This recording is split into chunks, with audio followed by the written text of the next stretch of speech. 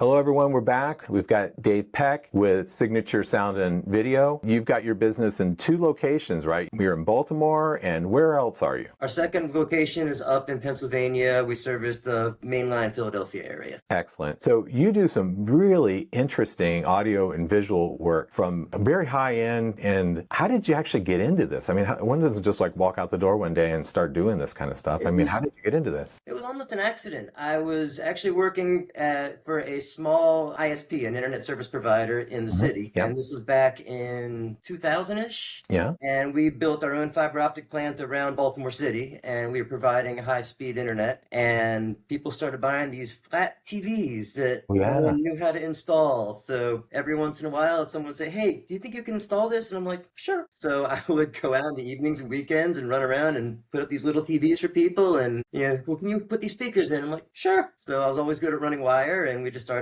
installing for people. And then the business kind of just happened after that. Excellent. Excellent. And how long ago was that? God, I started my business in 2006. Oh, okay. So you've been doing this a while. I've been doing it almost 20 years now. Yeah. You get to a point where you got to be beyond 20 years of doing anything. You kind of just mumble the rest of the numbers, right? Like 20, whatever. Understood. Now, the kinds of things, the scope of what your company does, share that with us. The types of things you do. We do audio video systems. So we do surround sound systems, TV, speakers, subwoofers. We do movie theaters. So we do full design, acoustics, seating, full equipment build outs. We do outdoor audio systems. We do video conferencing systems in people's offices. We do camera system, closed circuit television. We do a little bit of access control. We do lighting control. So, one button turns on a whole lighting scene and sets the mood for your house. Yeah. And then we integrate. So we integrate meaning anything that's electronic in your house, we can kind of consolidate into one app to make your house a smart home. Wow. So when you get with a client, are you looking at all of these things all at once? And does the client bring you in and go, "I want it all automated, wire it up"? Or do they just start out with, "Could you hook up my TV?" And then next thing you know, you got lighting out by the pool and everything else, right? It can be either way. Sometimes they have no idea. A lot of clients, they don't know what they want. That's why they call us. They say, "We're building a house and so-and-so said we need to call you." And then they don't even know what's available until we show them. We have speakers that can be drywalled in and completely invisible. We have TVs that rise up out of footboards. We have all kinds of cool stuff we can do, motorized mounts where TVs drop down over fireplaces, so some really cool solutions. So, sometimes they know what they want. I'm doing one right now and the guy's calling me up and says, "I want this projector, I want this. And I'm like, easy sale. And it's kind of show us what we can do. And then we come in and kind of give them the gamut of options and see where it lands. I live in Florida, right? And so we had moved into a new house and we had somebody, my realtor, when we bought the home, he gave me a Google Home for a gift. Right? Okay. And I'm like, I don't even know what that does, right? So then I started out with light switches and I could turn on the lights, turn on the kitchen lights. And I was like, I got electrified and a guy came in, he was delivering something we needed, I think a bed or something. And he goes, "Oh, I see you got the Google Home, so you all automated?" I go, "I got these lights." And he goes, "Oh." I go, "Yeah, I'm looking for a company to put a blind up over this. You know a lot of people?" He goes, "Do you want it to run off the Google Home?" And I went, "You could do that?" And I mean, it was a hook, right? That got me interested in automation and definitely not no scale like you're talking, right? But now when you come into someone's home or possibly their business, do you kind of map it out? Do you have to show them examples of what it would look like? Take me through the kind of the customer journey when they work with you. Sure. Well, usually the first meeting is just an introduction. We spend an hour and a half. They show us their home, they show us their space, they kind of give us a general of what they think they want to do. And then we take that back and we go to design. And that's when we put together options for them. So we will, kind of come back to them and say, "All right, well, in this room, here's things we can do. We can do motorized shades, we can do lighting, we can do TVs. People like, certain things like the frame TVs are really popular these days. So ways of hiding things. So a lot of it is the first introduction is usually just to get to know you, make sure you like us, make sure we like you, make sure we're on the same page, make sure we're on the same idea, make sure you're not going to be price shocked when everything comes back because stuff's not inexpensive. It's not inexpensive, yeah. But I would think if someone's looking at all of those things, they're thinking with it's not going to cost $1,100 or something like that. It might be pretty expensive. expensive to get. Usually not, but sometimes you just don't know. Right. You just don't know. I mean, you don't know what you don't know until you don't know. You can look at you see building signs for houses starting in the 300s or 400s, but you don't realize that starting in the 400s doesn't include paper, doesn't include, carpet, doesn't include. So the prices do go up, but a lot of it is, like I said, the initial is just setting a relationship. And then we come back and we try to come up with options and price points and help them. We sit down with the proposal and we go through and just try to explain where our ideas are coming from and where we can go from there. And then we try to build a system. So you take it all the way from soup to nuts, including like the appliance and Absolutely. everything, right? We're a full service provider. So we do everything from the design, we provide the equipment, we provide the installation, we provide the warranty, we provide the training, we deal with the manufacturers. God forbid there's any problem. Nothing's perfect. Unfortunately, TVs go bad, things stop working. So we handle all of that. So we're pretty much the one-stop shop for everybody for this type of thing. We are your guy. Got it. So even if something goes wrong with the appliance, if you, as well as you can fix it, you're going to handle that for that customer. Absolutely. We're going to either fix it, get it replaced under warranty. If we need to supply a new one, we'll supply a new one. So everything's done on a case-by-case basis, but we try to handle everything and make it as seamless for the client as possible. Okay. And then you explain the remote, right? The remote? Yeah. Well, the remotes we try to make as easy as possible. So we give them a universal remote. Sometimes it's a touch screen, sometimes it's on your phone, sometimes it's a tablet. But we try to make it as seamless as possible where everyone's the same. We say, all right, press this button here and it says cable and you're watching cable. So everything turns on seamlessly, everything switches seamlessly, everything controls seamlessly. Instead of having that table full of remotes where you have a cheat sheet where, all right, my dad left, but he said, all right, this remote does this, and this remote does this. We have to press this, and have to press this, and that's just, We've been trying to get away from that since we started. That was one of the things that I think started the business was just being able to provide that one seamless remote control. Here, I got one right here. All right. Like this is one of the first. This is old. Gosh, this is old, but this is one of the first ones we ever used to use. This guy's probably a 15-year-old model. I think they still sell it, but yeah, it just has one button right here. You press it, it'll say cable TV, and boom, you're watching cable TV. Very good. They're pretty much bulletproof. They can be thrown, they can be dropped, they can be sat on. These things are pretty tough. Yeah. Now, I imagine there's some competition in the space that you deal with in your area. What do you think sets you guys apart from perhaps others without naming names or bashing individuals? How do you set yourself apart? Well, without bashing.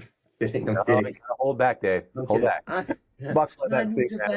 No. We'll turn this off and then you can tell me all about it. Yeah, but not during this. Okay. Yeah, well, what sets us apart, I like to think, is our size. We're small, we're personable, and different people need different things. Some people are more comfortable. I mean, there's one big outfit in this area. They're kind of starts with a G. They're fantastic. They're a great company, and they're big. They're not inexpensive. But some people are more comfortable with a larger solution, and some people hate a larger solution and they want to deal with an owner operator. I've found that the market is so vast that there's so much business out there. There's a place for everybody.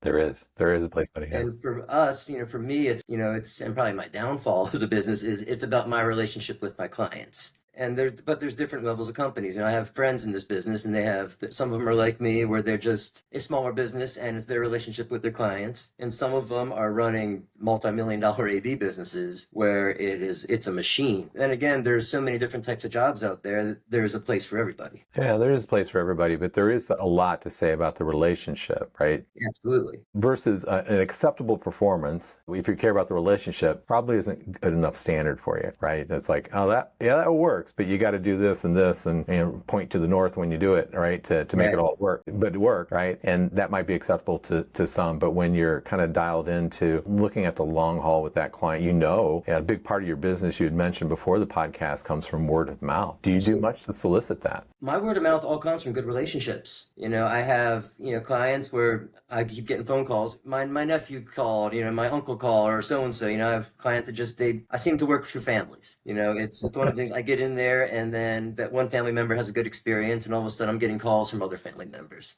or I'm getting calls from business partners. I'm getting calls so it's a little nucleus, and it's kind of spreads to like concentric circles of clientele. Good. Do you have any kind of referral plan or, I don't know, reward system for people who send you business? I will send gifts out sometimes. I'll send little thank yous, but a lot of it's just the relationship is so solid. It's kind of, they're happy to bring me in. They're happy just to share me. And Yeah. that seems pretty much okay for most people, just knowing that I'm taking care of people that are close to them. Very good, very good. Yeah, I've had different companies that I've worked with where they are large, and it's a different guy coming out to the house each time, and especially HVAC guys, and a different guy coming out each time. I was putting a cold air return back in one of my bedrooms, and end up most of the day like waiting, and then finally the guy comes out and gives me the quote. We go, yeah, let's do it. Then we set up the delivery, and I have to make sure somebody's there, and then the guy shows up, and it's not the same guy, it's a different guy, and he has an order for something else. You don't feel like there's a Dave, what the heck's going on? I mean, it's like you don't have a person, you have an entity, when you're trying to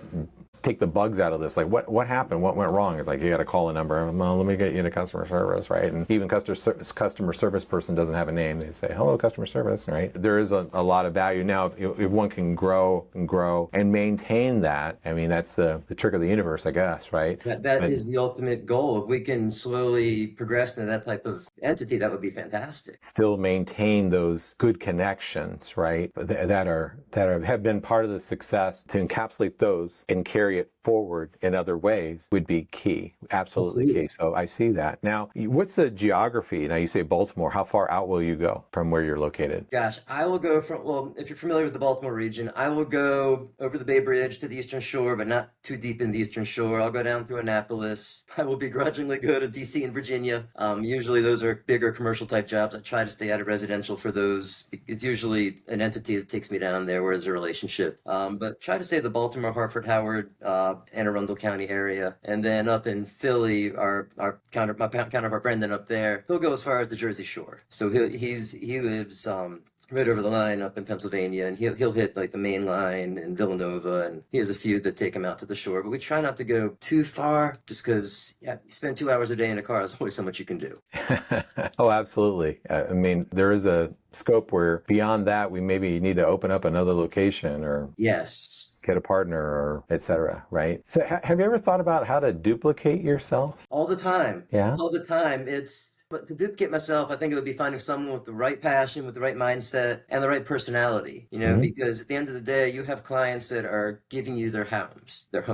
They give you access. We have garage codes. We have lock codes. We feed people's dogs for them. We let their dogs out. We bring in packages. It's a trust thing. So I would think that the larger companies, when they service people are always home. They don't know who's coming. They have to show people around. So for us, we're keeping it small enough where there's a familiarity with the client, the job, the family. The kids all know me. It's, hi, Mr. Dave. The dogs are happy to see me. To duplicate myself, it would be finding someone of a like mindset that is just you're really looking forward to just doing a good, personable job for somebody. Very good. Now, this kind of work, is it kind of one of those things where you have someone with a particular set of skills, or do you build or grow your own, so to speak, through apprenticing and those types of things? A little of both. There's so many little skills you have to know to do this type of thing. You have to be a mediocre carpenter. You have to be a mediocre metal fabricator, but you have to be a pretty good network guy. You have to be a good electrician. You have to be, a good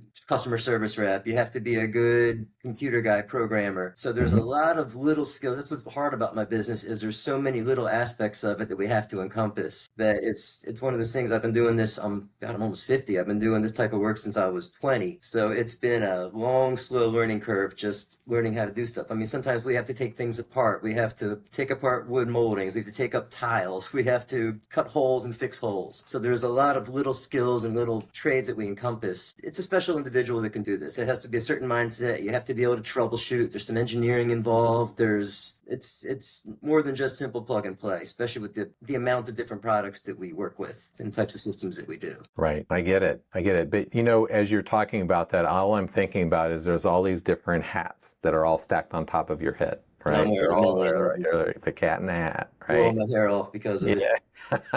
Yeah, my hair's waving. It's waving goodbye. So separating those hats out might be a good way to start, right? It would be. And I would think for me, it would be increasing my volume to be able to do that. I know the larger companies, they have a guy that's their lighting guy. They have a guy that's their control systems guy. They have just their wiring guys. They have their trim guys. And some of these companies, like the one with the slightly mentioned earlier, they're a huge company. So they have crews and crews and crews. They have a bathroom division. They have generators. They have electric. And they have, I don't know how many many, probably 100 people working for them, where they have crews that specialize in things. Us being small, we would really have to increase our workflow. We have to really increase our volume, I think, to be able to have individual guys that can learn these specific specialized skills. Sure. I wouldn't disagree with you. All I'd say is I've been a consultant for forever, a period of time, is when you can kind of put it down on paper of all the different types of hats that you wear and like really separate that. Like what kind of characteristics and skills are needed for these types of things. At least you can get the mindset of how that could look. Right. That's like, because I can't see it. Then you put it out here. Right. Absolutely. Sometimes things are so close, we don't have a point of view. We push it out a little distance. We go, that's what, like, for instance, I took you on a trip to visit another guy who was just like you. You probably could see a bunch of things that he should be doing differently. Like, probably. Oh, yeah, well, that's Maybe. a mistake. And you're like, that's my mistake too. Right. So, how could we think differently? When I used to my background, for those that just catching this video, it's like I'm a physical therapist by training, but I've been a business consultant, practice consultant for a long time. And so sometimes I would take a client with me to another client's office, or no other purpose than to shadow. And the client would be okay with it and would always know the guy. And the guy will show up, and the client who's with me is like filling out a whole pad of things he's going to do to his own business when he comes back. And it's the same stuff going on in his own business, but because it's not here, it's not emotional, it's subjective. You can push it out a little distance, and now you can have a point to view. Right? Versus, I can't, there's just no way. What would you tell that guy? Well, here's something you could do. Right? So pushing it out a little bit sometimes help. Right? Now, when you look at the two locations, have you ever thought that perhaps you could work like another associate or partner and kind of build out on the brand, even though it might be an individual performance type of situation where they build those rapport, but like put people underneath you within the organization? Have you ever thought of doing that? We have thought of that, and we thought of, bringing one guy in that we can jump between the locations, just like a full-time, helper or, tech. Mm-hmm. So we have thought about that. It's just at that point finding somebody that's right in the middle where they can go, an hour and a half south and an hour and a half north. Mm-hmm. Because our complete circle that we service is a pretty big circle by the Sure. time we get through the two different spots. So Absolutely. we have definitely thought of that, and we've been looking, and it's sometimes hard to find people, especially people with, without turnover and people without their own, everyone has something going on. So, Yeah. it's. Oh, yeah. Yeah. It's a real common situation to find people, particularly when they're all alone in someone's home. A lot of trust that goes into that. I completely do understand the challenges that represents, right? But I imagine there might be a guy who's just like you in almost every way, and who's very competent at what he does, but he'd like to know how to better grow his business, even though he might build only a couple of people underneath him. You're very niched in what you do. It's kind of generally high-end type of clientele. Is that what you normally see? Pretty much. It's usually more affluent. They're business owners. They're always busy. Most of my clients are very similar. You can't sit down with them very long. They always have something to do. They're always on the run. I found a lot of my customers have a lot of similar characteristics. They're all very smart. They're all very driven. They're all pretty serious with a bit of sense of humor behind them. They're all Whatever you want to call that, yeah. And most of them are family people, but they're complex folks. It's a certain type of people. They don't have time to deal with any of this stuff. They're not in home very long. When they're home, they just want certain things. Sure. I mean, when you're a high-end individual, you normally work with the top of the organization that you're working with, right? You're working with the owner or their operations guy, but you're not working with the guy 3 levels down in the organization. That's not your contact when you're at that level. And if someone was somewhat of a high net worth earner, they probably could have a lot of appeal to working with you and your company because of that direct connection, and not a dozen guys to call. No, it's right. A trust thing. We just picked up one client who found us because he saw my partner's van, and he called him and he goes, "I'm interested in getting some work done. I've worked with other AV companies in the past." And he says, and he goes, "Let me ask you, are you an owner operator?" And my Brendan said yes. And the guy's like, "That's fantastic, because I've worked with this company, and this company, and it's been a horrendous experience, because of, it's always John one day and Josh the next day and Evan the next day, and there's so much turnover and there's so much lost in translation. There's so many things that are said, so many things that are discussed. We had a pool put in, and it was begrudging. I didn't want to, so I wasn't as supportive as I should have been through the process. Yeah. But I remember so much was said that when we finally got it done, I'm like, what do we get? I don't know what we got versus what we talked about getting because of all the different options. And it was all Greek to me. I didn't know any of it. Right. So it's kind of, so this guy, he was so happy to get an owner operator that it was just one point of contact. Everything was remembered. We're honest. There's no mistakes. And if there are mistakes, and we own them because my mom says I am, but I'm not perfect. But Moms are supposed to say that. So that's but so being, our level of service, it's a certain relationship. Yeah, I could very much see that, how that would have to be when you're working with any client, particularly, but on those levels. Sometimes you can see like the big companies, right? The big companies maybe are able to do something fantastic, but they send a guy who can't get the job done, right? Part of me would love to learn how they do it. Those are special people that build those companies. And I would say my biggest, obstacle is probably me building my company because I've been doing it by myself for so long. But they do it and they do produce and I've seen these larger companies put out award-winning products. Right. So the quality is definitely there with a lot of them. It is there. It is there. I have a very good friend who has a business, and one of the things that he told me like 15 years ago is that most business owners hope that somebody else invested the time and energy to train that staff member they just hired so that they don't have to. And one thing he recognized was that when he completely allowed that to be and didn't take ownership of effectively training guys that he brought on his team, he was at the mercy of some other employer or some degree that they had, some university. So, how well companies train is really key to generally their growth. And sometimes when you're moving fast, you're so interested in customer acquisition that you're a little bit behind the 8 ball with getting people on board, getting them competent to handle maybe not all of every job, but an aspect of the job like a total professional of 20-year experience, right? Absolutely. So that usually is where I find when people, they scale, but you wonder about their reputation. It's like they can do some amazing stuff, but boy, there's lots of complaints about them, right? It's usually that they haven't been able to underpin things with some good training as they are needing another guy for another territory. They decided, let's get another territory. And then it's like, this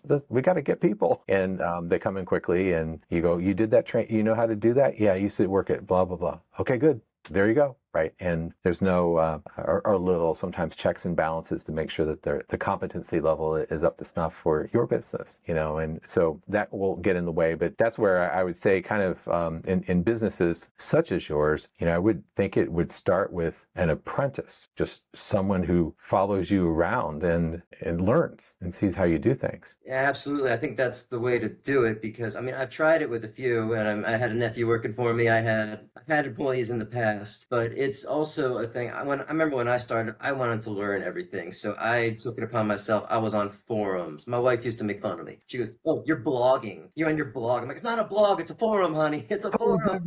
And I would be on there and I'd be like, "All right, what don't I know?" And something popped in my head. All right, I don't know anything about this. So I would go on. I would ask questions and I would search for questions and I would read articles and there's a certain passion to it that it has to be more than a job. It has to be something that you're always thinking about that, I go to restaurants and I look up at the ceiling and I look to see what other people did. I look at speakers. My wife hates it. She goes, what are you looking at? I'm like, that wire isn't right. And she'll, oh my gosh, my wife is also a physical therapist and we go to church or something and we lean over and go, that guy's got a short leg on the left, you see him walking, we can't take the hat off, so to speak. You're always thinking with what you do, right? Exactly. I totally get it.